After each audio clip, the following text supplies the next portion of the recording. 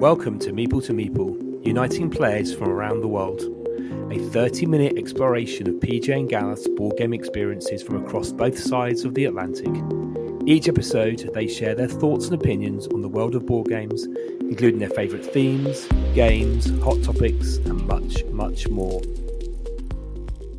Hey, and welcome to episode 53. It is Games with Friends, a Fanatic edition. As always, I'm PJ. And I'm Gareth. And today's exciting because we're going to talk about what we've been playing for the past week, but with a twist, right, Gareth? Yep. So our friend Dizz, Boardgame Fanatic on Instagram, was playing games with our gaming group in Southampton last Saturday. And then she decided that she was just going to pack a bag. And off she went to the other side of the Atlantic, touchdown, and hung out with PJ for That's right. 4 days. 4 days. 4 days. Dizz was here, and we played a lot of games. So we're going to talk all about games we played with Dizz, our board game fanatic. And she's the third person who's now met us both. Yet we have yet to meet. Right. So passing that love across the Atlantic. I get questions about that. It's like, how is it you and Gareth haven't met? We've been friends, 3 years? Yeah. 3 years on November 1st, I think. Good memory. I bet write down in my diary. Yes. You better November. Write that down. Birthday. Friends Day. Or Meeple Day. Meeple Day. Yeah. Yes. Ooh. Meeple Day. Yeah. So I thought we had a lot of guests recently. So this guest isn't with us. We had Dizz on the show. I think it's episode 32. Episode 32. Dizz came on. She was our second guest, I think, second or third guest. Yeah. So if anybody wants to listen to episode 32, you'll hear about what Dizz's favourite games were, how she got into board gaming. So we won't cover that here. But we had the whole day hanging out with Dizz and a few others on that Saturday. And then so I think she packed her bags on Sunday and then jumped on a plane and got to you. Flew to me, yeah. And we picked her up Monday night. So we didn't get any games in. We let her go to sleep. But she was very gracious enough to let us go to work on Tuesday and Wednesday. She did her work from our kitchen. And I think she had a lot of fun with our cat, Shrimp. Who's trying to figure out who are you and why are you in my house? Who's this random person in my house? I have the house to myself. This is my free time. And the humans have gone away, and now I've got a new human to entertain me. And then, of course, she discovered, I think it was Wednesday morning, Dizz was making breakfast for herself. She made an omelet. Our cat loves eggs, but we forgot to warn Dizz. So I get all these pictures of my cat on the table, begging at the foot of the table, trying to get eggs, and I'm like, I'm sorry, I should have warned you. An egg fanatic as well as a board game fanatic. Oh yeah, absolutely. So you want to start? Oh yeah. So we got Scythe to the table, which has been a long time since we played Scythe with a group. So there's a group of 5 of us, Dizz included, and I can't remember last time I played a 5-player game of Scythe. And it was a lot of fun. Yeah. I think Dizz would say that she was going for the early win. So she went full on. There were like 5 stars on the board. And I'm like, I've only got 2. This is going to be pretty terrifying on my score line. However, she didn't trigger the end game. Somebody else did, but in her speed for stars, hadn't put up the multiplier on the popularity track. So I think overall Dizz came last, much to her competitive side and disappointment. I think there's a post if you go to Instagram about that she posted last week. So we had a really good game of Scythe, and then we played a game that none of us had played before called Who Goes There? Right, and I saw that you had some posts about that. Tell us about that. So Who Goes There is it's based on kind of the thing in terms of the film. So you're Okay. in Arctic, Antarctic, whichever, on a base, and you can either be inside and you can gather items and make things, or you can be on the outside and doing, I guess, a bit of exploring. Everyone is human at that point.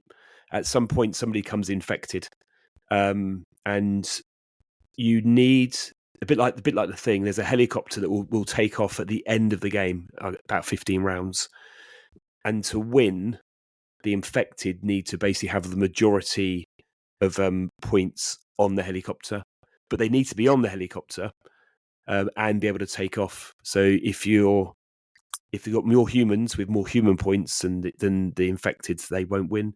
So it's kind of, you don't want everyone to become infected, but you want to make sure that people are so deceived that you end up taking off and being infected and spreading your plague across the land. Because I think if you're infected, you need to have a few humans to feast on as you're flying away. Okay. Anyway, I was voted the leader at the start of the game, and then I was infected reasonably early on by my darling wife, who then seemed to infect quite a few other people, but I didn't know that at the time. And you get to vote whether you want the leader to remain. So everyone voted me to remain the leader. So the infected leader got everyone on board, and left a couple of people behind, and we took off, and we had an outstanding win. So it's kind of it's a social deduction, but you're all kind of needing to get that balance right. So it's Kickstarter from a few years ago that they had a second edition, which I then picked up, which upgraded some bits and simplified the rule book. It was a lot of fun. Cool.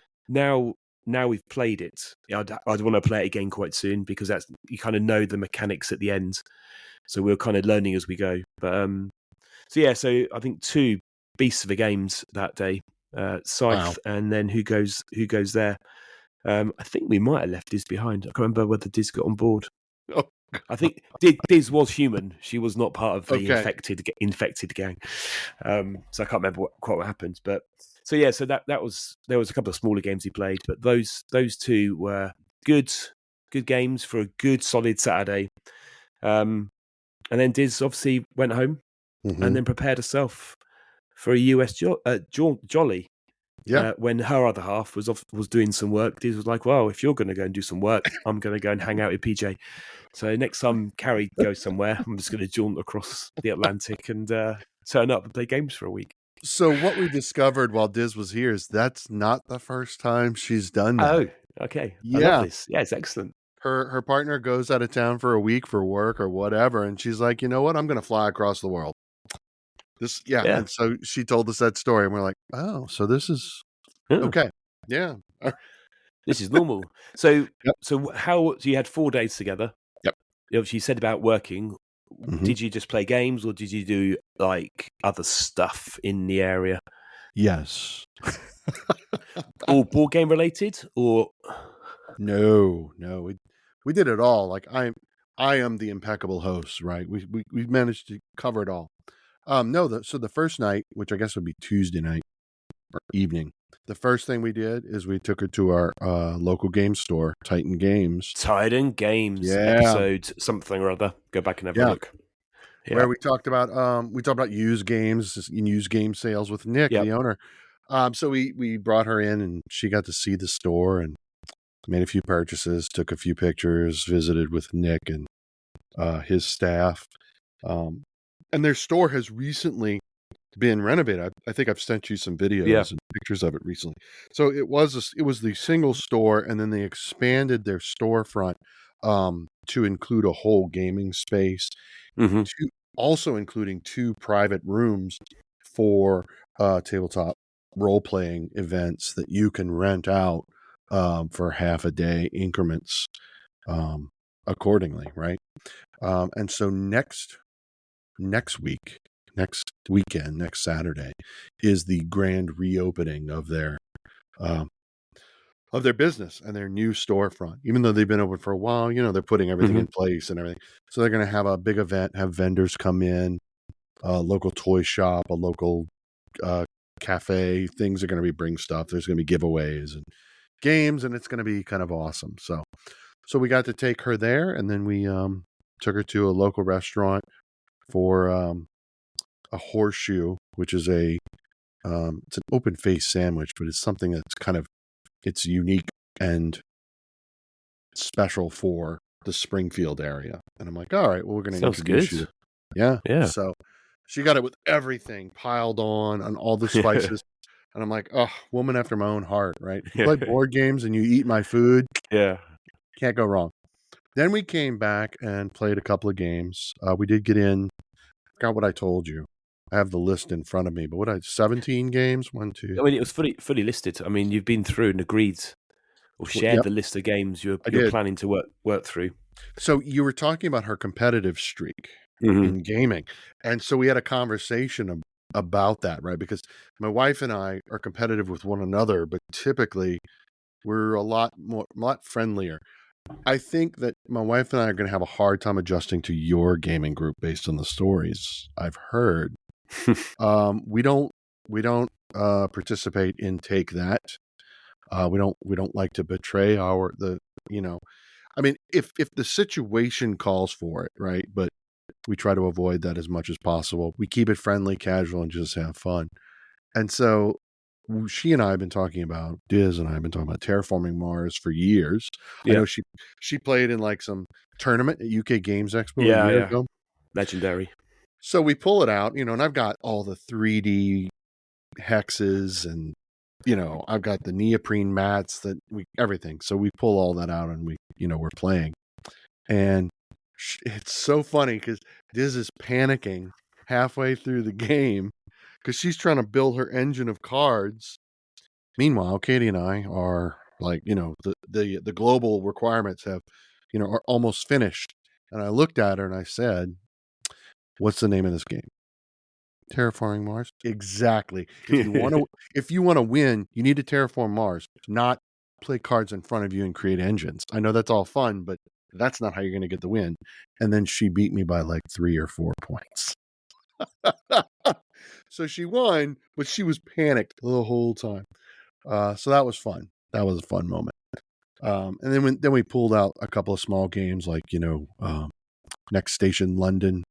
Okay, nice little filler. Yeah, that's a good. Played that a couple times. And then we taught her Korra, Rise of the Empire. Okay, yeah, played that. That's a lot of fun. So it did look really good. I zoomed. I was like, "What game is you playing?" And I had to look at the images to work out. That look. Is that a newish game? Is that? Yeah, so it's by Yellow. It's Yellow Games. We picked it up 2 years ago at Gen Con. Okay. It's a 2 to 4 player game. It's fully competitive. You're playing one of the city-states of ancient Greece and prior to the arrival of the Persians. And so it's kind of, so you're building up, you have 2 dice and you roll them. And then we each have these 6, and this is the coolest mechanic ever. We each have 6 cardboard chits or tiles. They're all the same. Actually 7, 0 to 6. So it represents your actions. So based on what you roll on your D6s is the actions that are available to you. So if you want to do a development action, which is a 6, but you only rolled a 4, you can mitigate that by losing 2 citizens on the citizen track to make that from a 4 to a 6 or whatever it is you're trying to do. And you're trying to gain as many exploration tokens with laurels around them as opposed to just standard ones. Before the Persians arrive I think it's the 9th round. Each round starts with there's an event deck. You flip the event, it triggers. Sometimes it's a global benefit for everyone. Sometimes it's whoever has the most whoever's highest on the military track gets this bonus. Whoever's lowest, whatever. And so you do that, and we played it. And she was like, "Oh, I was like, well, why don't we play it a second time?" So we got to play that twice. So that was a cool game that we got to introduce to her. I've now seen the box. I think you talked about this when you talked about your favorite ancient games, ancient Greece. Ancient Greece, early episode. Yeah, that does look like it looks like a lot of fun. The other big game that we played, so the very first time that Dizz and I ever met virtually in a face-to-face situation on Zoom or something, I had picked up Dinosaur World by Pandasaurus, and she had messaged me about, oh, I'm so jealous. And I was like, well, if you're free, why don't we set up a time and I remember. I'll show you. And so we got to play Dinosaur World, the three of us. That was a lot of fun. That was a lot of fun. Yeah. So I'm known for, when I'm playing Dinosaur World and you get to the tour phase where you move your little jeeple from tile to tile, because it represents the tour guide taking the visitors from one exhibit to another in your park. Well, I narrate, okay? I narrate the whole experience. So it's kind of a big deal. So we take turns going through the park rather than just saying, okay, I score 4 points or I get 6, whatever. It's like, okay, now, ladies and gentlemen, thank you for visiting the Meeple to Meeple Dinosaur Park. And first off, we're going to go to the, whatever the tile says. And so we're narrating, and then a lot more engaging. Yeah. So she's doing her tour, and she's very matter of fact. We're going to go here, score points. We're going to go here, and I think she went to the Amber Extraction was one of her tiles, and I'm like raising my hand like a 5-year-old. Miss Dizz, where does the amber come from? Like I'm a kid on her tour, and I don't think she knew how to take that. She's like, "What's going on?" I'm like, "No, this is great." But that was a lot of fun. So that was kind of, well, we did have one other big game, and we have to admit, it's great. It's the perfect game. You can probably imagine what game that is. And that is Obsession. We got a 3-player game of Obsession. I think it was the extended play. We played with upstairs and downstairs. The whole ordeal. That was a good one too. I don't have who won on any of this. I just have the list in front of me. My wife has who won. I say you always need the stats. Yeah, I'm sure Dizz has logged them all. Oh, she logged them all in that app that everyone's using on their phones. Yeah. And, PG stats. Yeah, we're a little old school in terms of our, we keep a spreadsheet. A spreadsheet? You need to get board game stats that comes with more stats than you'd ever want. I don't think we want to share it with anyone. I think it's just for our personal consumption, but yes. So, but we did play Obsession, and Dizz forced me. God, it was miserable. She forced me to demonstrate my best British accent, which I will not do for you. I was about to say, I think we need to hear that now. I don't think we do.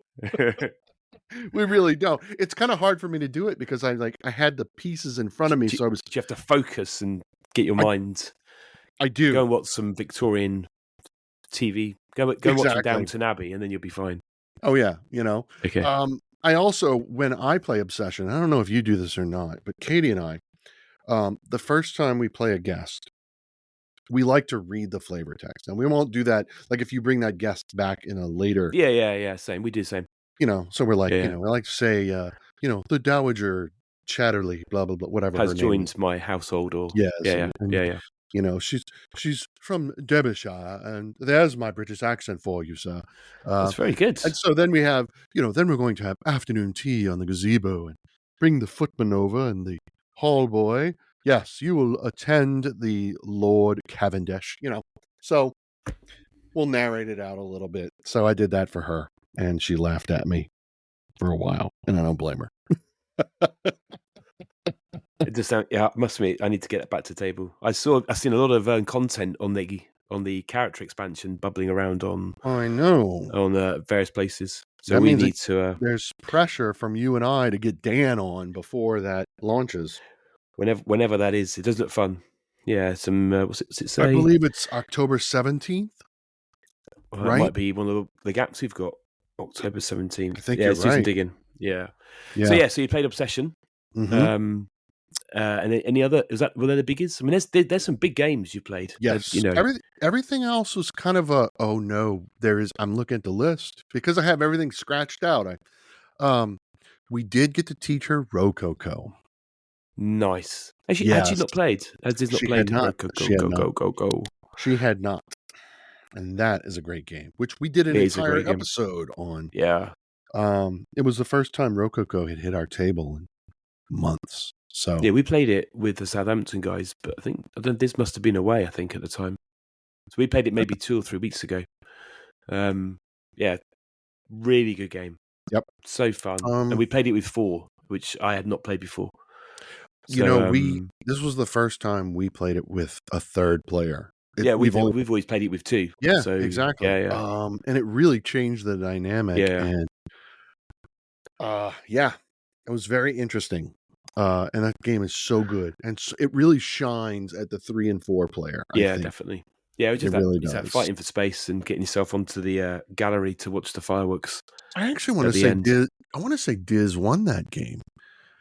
So there was a trend early on in her visit. We would teach her a game or whatnot, and she'd lose the first game, and then come back and just destroy us. It's just like a warm up. Yeah. Yeah, I guess so. But yeah, so that happened a lot. And then the rest of the games were kind of, So Thursday, she had expressed interest, so we managed to get it to the table. Calico and Cascadia. We played them both. Yeah. Both are AEG flat out games. Mm-hmm. They're both hexagonal tile patterns. Oh, by the way, if you want to play a game where you can beat Dizz, it needs to be a pattern puzzle game. Okay, pattern puzzle game. Yes.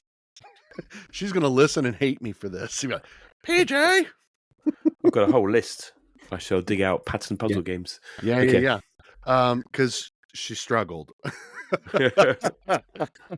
But so we went upstairs. We played those while we were waiting for pizza to be delivered. We had a Chicago-style pizza delivered. And so she had never had that before. So we broke for dinner and then played a couple more games. We squeezed in a few of them. And then Thursday we took her on a tour of Springfield. So awesome. So now, but a culture.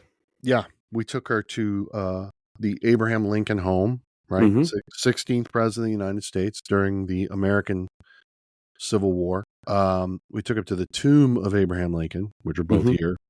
I also took her on a tour of the cathedral because it's the mother church of our diocese that we work for. And I was like, I can actually talk about it. And she can get it's like something it's not just, you're seeing a church. And I get it. And I told her this up front. I was like, it's only 95 years old. You come from a part of the world where you have churches that are 1,200 years old. But I can tell you things about this cathedral that not a lot of people are going to know because of the nature of my work. So because of history.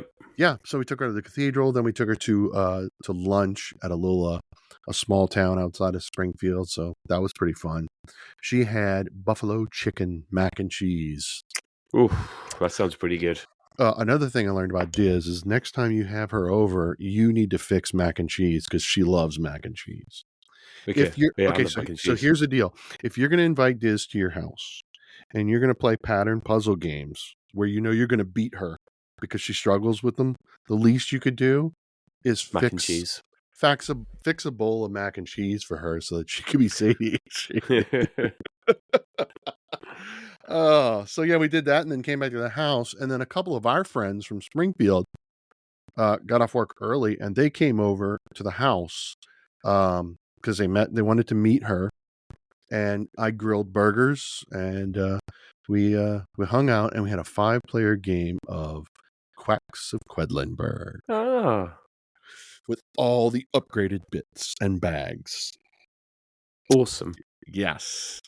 So that was a lot of fun. And then once we were done, we played Outrun the Bear because we had to do that, right?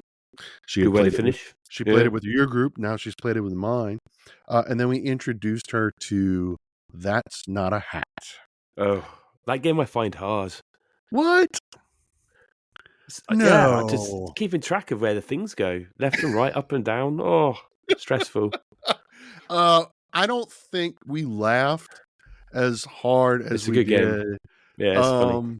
Yeah. So it was just so much fun. And I know that Diz enjoyed it as well.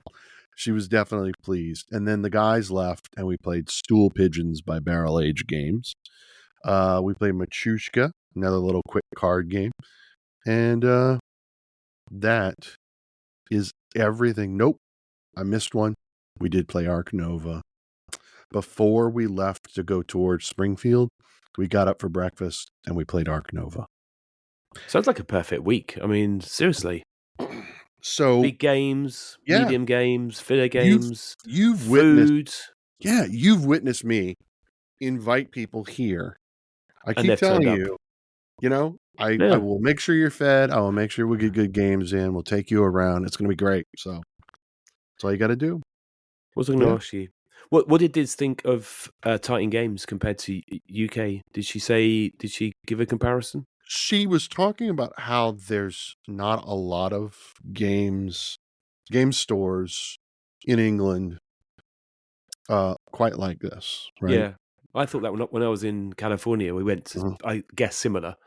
It was so different because of the open gaming space, and it was more of a haven to go to hang out than just a shop of rows of board games to buy.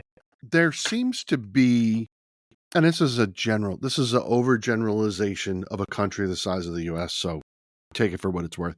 But there's kind of two types of local game stores in the U.S. that I have noticed. Yeah, you could probably break it down even more, but there's like the clubhouse, right? It's just the same people it's just kind of a hangout place. Mm-hmm. And then there's the more what you described. It's open gaming. It's welcoming to a larger crowd. They have a lot of inventory for purchasing, but they also have space for you to play. And it really caters and bridges the gap between the retail and the clubhouse, kind of. What about board games? So over here we've got board game cafes, which is more gaming, but less on the retail sales. So it's more. Whereas Titan sounds like it's pretty much, retail is just as important to business as their. Oh, absolutely. Whereas a board game cafe, the cafes where they make the money and make the margins. So we didn't do this when Dizz was visiting, but we could have, right? So if you came to visit, we could go to Titan. We could look around. We could buy a game off the shelf, and then we could just go sit at the table at the open gaming and open it and play it. We could do that, because that's free for the most part. Although Nick said that he would be willing to rent out the entire space for an entire day if we wanted to do like a Meeple to Meeple Con. Meeple to Meeple Con, and kind of invite people from the local area, maybe St. Louis and Chicago. You guys want to come down? We'll put something together. That'll take a whole lot of planning, but at least we got a space when we need it. That's a great idea. Instead of all trying to fit around your gaming table. And if I leave it to the dice roll, because I'd just like to say that Dizz brought me a genuine FloodCon die. Shake, rattle, and roll. Yeah, I rolled a 6 on that die, and that's probably not a good roll. So maybe we'll roll again and see if we get more. Yeah, people it's like a courier of gifts sent either way. Oh, it was crazy. Yeah, I got buttons from Nick from Board Game Review UK. I got some stickers from you. She sent me, her brother-in-law made a beautiful a meeple out of wood. Right, it's just absolutely gorgeous. Amazing. Yeah, really like great craftsmanship, and I've got him on my shelf behind me. I was like, wow, this is really nice. Someone who's never met me, but because of my friendship with his family member, he decided to make a wood meeple and send it across the country. I thought it was really nice. So yeah, that's good. We better think about the next trip. Either you're coming here, or we're coming there, or if anyone who's listening wants to just go and hang out with PJ or wants to hang out with us in the south of England, just let us know. We're always open. Both of us are always open for gaming. Absolutely. With friends. And I think with that then, an open invitation to play games sounds like at the end of the show. Absolutely. So thanks for sharing. Honestly, thanks for hosting and looking after our friend Dizz on her US adventure. Sounds like she had an amazing time. Thank you for lending her to me for a week. That's That is no problem. I haven't yet to catch up with her, so I'm looking forward to hearing her story of her trip too. So thanks for listening, everybody, and we will speak to you all again soon. Thanks, everyone, for listening. Please subscribe, and as always, we love to hear your thoughts and ideas. So make sure to leave those in the comments. And don't forget, you can also chat with us both on Instagram, @Meeple to Meeple.